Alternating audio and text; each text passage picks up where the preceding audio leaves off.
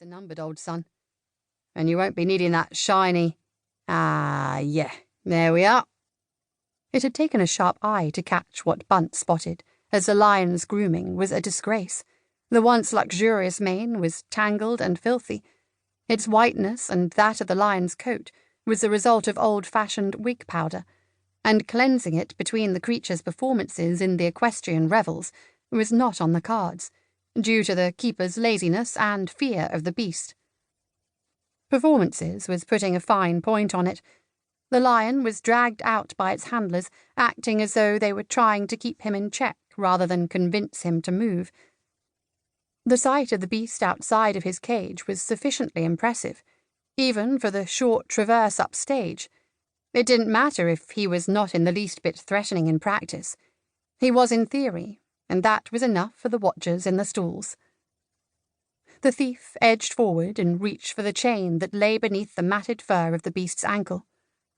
A credulous observer, had there been one, might have thought the creature helpfully angled his paw in aid of the thief's light fingers. Bunt smiled and slid his smallest pick into the lock, a complicated clasp made to stand up to wear and tear. It would not stand up to him. He shimmied the pick, right, left, right again, and the chain slid away. When the porters from Bedlam arrived to fetch Jack Bunce, naked and screaming, he swore over and over that the lion had become a man. 1. April 1817. Lowell Hall, Sussex.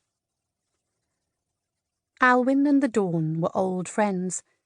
As a boy growing up in Anglesey, he had counted down the hours until he was free to roam.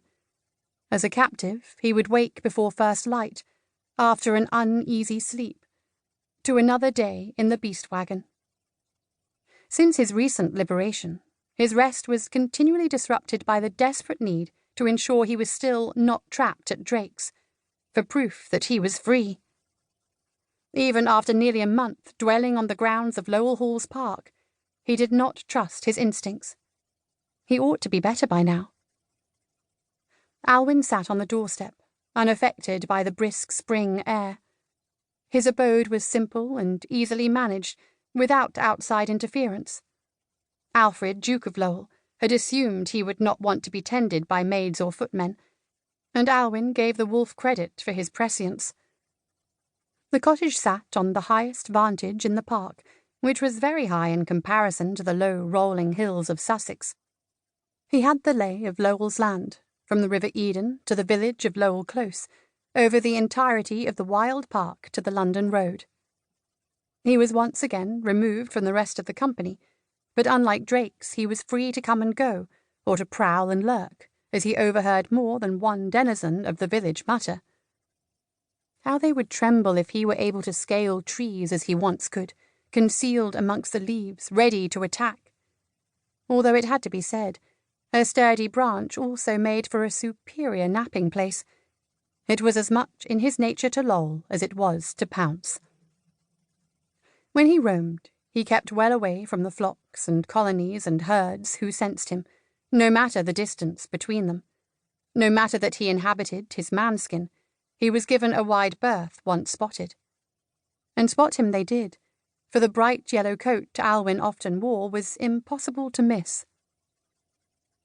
His essential self was naturally prideful and would have resisted the eccentric picture he made, but the reasons behind it were not only down to alerting the prey to his presence. The coat was loose enough that he did not need a valet to wrestle him into it. The shirt was flowing and easily donned, and the cravat, a cursory length of fabric, hung loosely around his neck. When he had raided Georgie's storerooms, he'd taken only what he could put on, without assistance. How his ragtag ensembles had irritated his sovereign. The pleasure Alwyn took in it was out of proportion, but familiar all the same. One had an inexplicable desire to annoy His Highness, even as one applied to him for aid. There was help that only the prince could give, the only one to whom Alwyn could go once he had fled, dressed as he was in clothes stolen from a thief. The regent showed